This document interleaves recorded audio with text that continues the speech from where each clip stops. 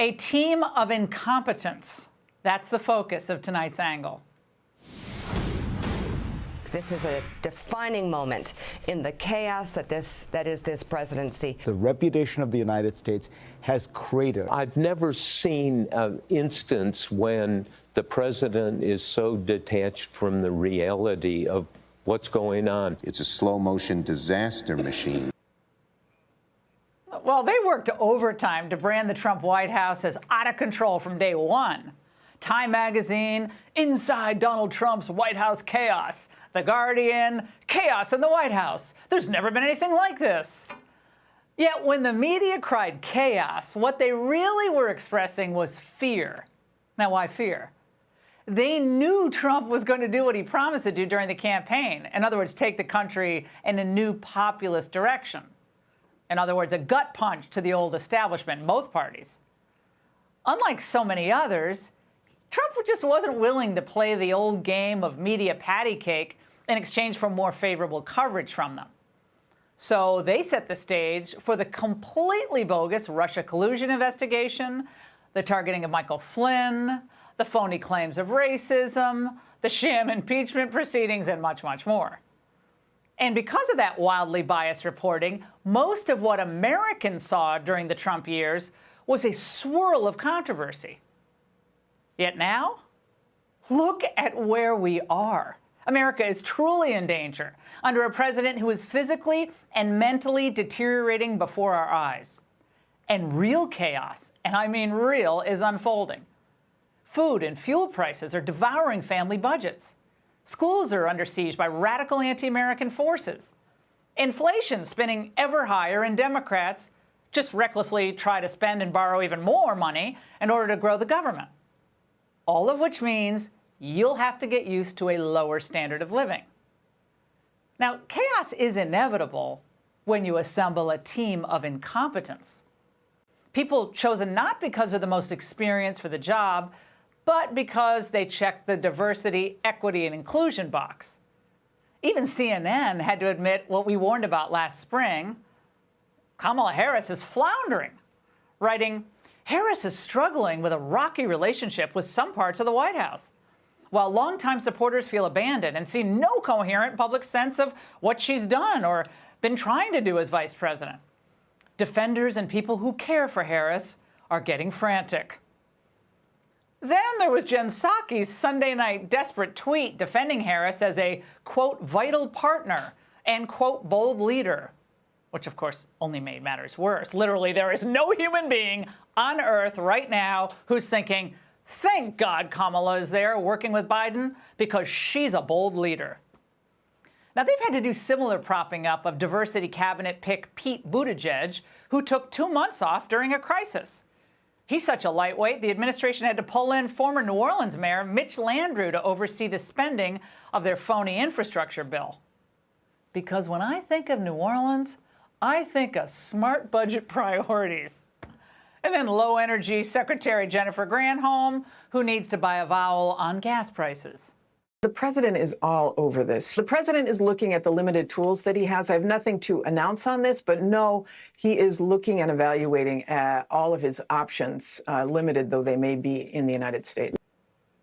Are they looking into the oatmeal bowl? What do you mean he's looking into? What's he looking into? Go to the gas pump.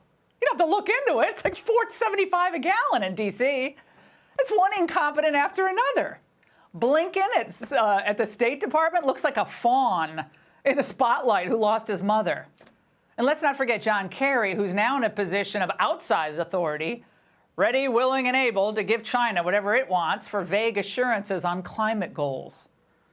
Then General Mark Milley, Secretary of Defense Austin, they're still bumbling about looking for extremists in our own ranks. That's our biggest threat. Still no accountability for 13 dead Americans or the 120,000 unvetted Afghans who are flooding our communities as a result of the half-cocked withdrawal they did from Afghanistan. And we don't need to remind you of the infuriating performance of Secretary Mayorkas at Homeland Security, who just has no intention of stopping the flow of illegals swarming our border. An overrun border, remember, is the Biden administration's policy. Well, Secretary of Treasury Janet Yellen, She's now just making stuff up. The pandemic has been calling the shots for the economy and for inflation. I think it's important to realize that the cause of this inflation is the pandemic. Wait, is this her way of admitting that inflation won't be temporary because the virus isn't going anywhere anytime soon, clearly? And one of the dimmest of bulbs in a drawer of low-wattage intellects is Biden's chief economic advisor, Brian Deese. We know that the more that people feel comfortable getting out into the economy, going to movies rather than buying a television at home, working in the workplace, the more we can return a sense of normalcy to our economy. Getting those shots out for 5 to 11-year-olds is going to provide a lot of comfort to American families. We're making a lot of progress on that front. Wait. Is he not aware of the fact that red state America, Florida, Idaho, Tennessee, has pretty much been back to normal for most of the past year when 0 5 to 11-year-olds were vaccinated? Frankly, the only part of Biden's administration that seems to be making an effort is the comm shop. Every day they're out trying to sell sand in the desert. We look at most of these data points through the prism of COVID, and we know that we are in this place we are in now because of COVID, because of the impact of the pandemic. Now, you might not be able to buy many Christmas gifts this year, but Biden just signed into law a new government slush fund for Democrats to direct toward their friends and cronies.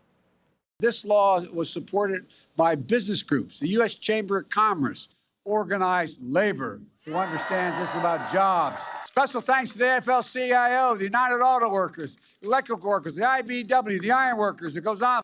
Who would I leave out? Pardon me? And my wife is a member of the union, the NEA. I'm going to get in trouble.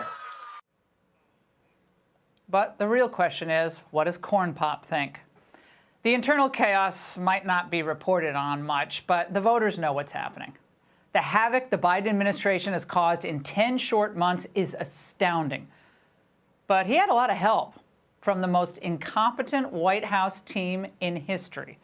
And that's The Angle. Hey, Sean Hannity here. Hey, click here to subscribe to Fox News YouTube page and catch our hottest interviews and most compelling analysis. You will not get it anywhere else.